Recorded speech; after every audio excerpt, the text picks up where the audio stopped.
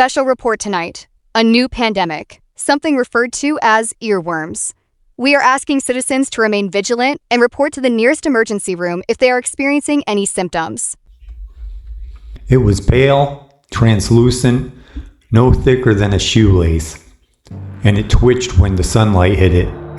Mark stared at it for a long time before he finally flipped it into a tissue and flushed it. He told himself it must have fallen from the ceiling, or crawled in from outside, or God forbid come from the old apartment's plumbing. Anything but the possibility that it came from him. But the itching in his right ear didn't go away.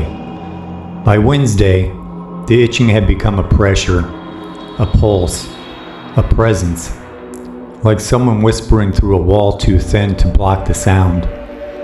He tried to ignore it. He tried to drown it out with music, podcasts, white noise, anything. But the more he listened to other things, the more he became aware of the thing inside him. By Thursday, it began to speak. Not in words, not at first, more like a melody hummed by someone who didn't understand music but desperately wanted to. A rising and falling tone, a rhythmic vibration against the inside of his skull. It was maddening, but also strangely comforting, like it wanted him to listen, like it needed him to. Mark didn't sleep that night. He went to urgent care Friday morning. The doctor peered into his ear with a tiny light, frowned and said, "Looks like irritation, maybe an infection." She prescribed drops. She didn't see the worm. She didn't hear the humming. But the worm heard her. That night, the humming changed. It became a sharper, more insistent.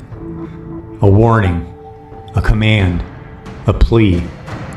Mark couldn't tell which. He only knew it wanted something from him. And he was starting to want something from it. Saturday morning, he found another worm on his pillow. This one was longer. And it wasn't dead. It writhed toward him, blindly seeking warmth, seeking him. Mark recoiled, but the humming in his skull surged, a sudden electric jolt of pain that dropped him to his knees. The worm froze. Then it curled into a tight spiral, as if waiting for him. He didn't flush this one.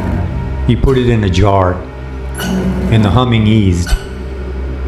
By Sunday, he had 3 jars, 3 worms, 3 soft, pulsing melodies vibrating through his skull like a choir warming up. He stopped going outside. The sunlight hurt. The noise of the world hurt. The worms didn't hurt. The worms understood him. They hummed to him. They filled the silence he'd been trying to outrun for years. Loneliness, he realized, had a sound. And it sounded like them. On Monday, the largest worm escaped its jar. Mark found it on the floor beside his bed, stretching toward him like a pale, seeking finger. He didn't recoil this time. He didn't panic. He simply sat down beside it, breathing slowly, letting the humming guide him. The worm lifted its head, and he tilted his ear toward it. The moment it touched him, the humming became a roar, terrifying, overwhelming, ecstatic. The worm burrowed into his ear canal with a wet, determined wriggle, and Mark didn't scream. He didn't fight. He only trembled as the creature slid deeper, deeper, until the world went muffled and warm and strangely peaceful.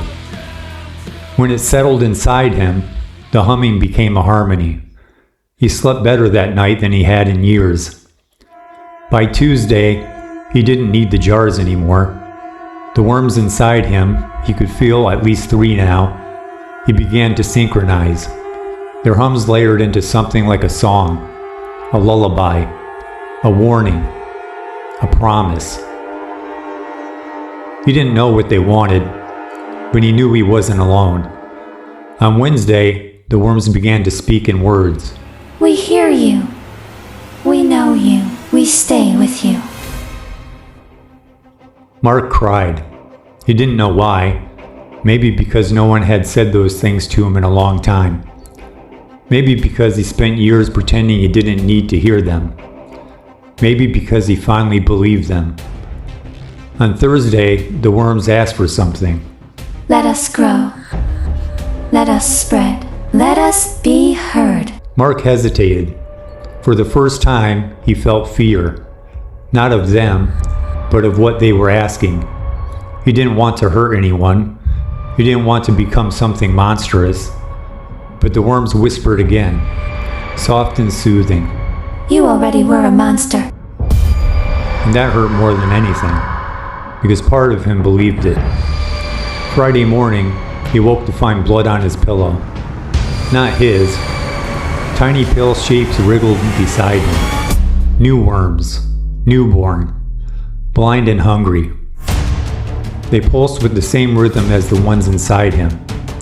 They were waiting for him to decide what kind of person he was going to be. Waiting for him to choose whether to be alone again. Waiting for him to choose whether to let the world hear what he heard. Mark sat on the edge of the bed, trembling, listening to the chorus inside his skull. The worms hummed softly, patiently, lovingly. You choose. For a long moment, he didn't move. The worms waited, patient as breath. The room felt too quiet, too expectant, as if the walls themselves were leaning in to hear what he would decide. He thought about the last few years, the unanswered texts, the friendships that dissolved because he stopped showing up, the way he'd convinced himself that solitude was easier than risking disappointment. He thought about how silence had become a habit, then a comfort, then a prison. And now something had crawled into that silence and filled it. Not kindly, not gently, but undeniably. He looked at the newborn worms writhing on the sheets, pale and blind and searching for him. They weren't evil, they weren't good. They were just creatures trying to survive in the only way they knew how. Maybe he wasn't so different. He pressed his palms to his ears, feeling the faint vibrations of the worms inside. A soft, steady thrum like a heartbeat that wasn't his. For the first time, he wondered whether the humming had replaced something he'd lost long before they arrived. Maybe the worms hadn't created the emptiness. Maybe they just moved into it. A shiver ran through him. He whispered, I don't know how to choose. The worms answered with a low, resonant hum that felt almost sympathetic. Then we choose for you. The newborn stirred. The ones inside him pulsed in unison. And Mark felt something shift. Not in his ears, but in his thoughts. A gentle rearranging. A smoothing over. A softening of the sharp edges he carried for so long. His fear didn't vanish. It just didn't matter as much. He exhaled, slow and trembling, as the worm's chorus wrapped around his mind like a warm, suffocating blanket. He realized then that the real horror wasn't the creatures themselves. It was how easy it was to let something else make the hard choices for him. How easy it was to surrender when the alternative was facing the world alone. How easy it was to mistake possession for connection. The humming grew louder, filling him, guiding him, claiming him.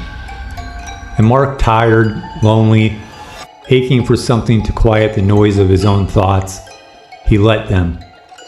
Not because he was weak, but because he was human. And because sometimes the things that crawl into us are the same things we secretly invited in. Thank you, Mark.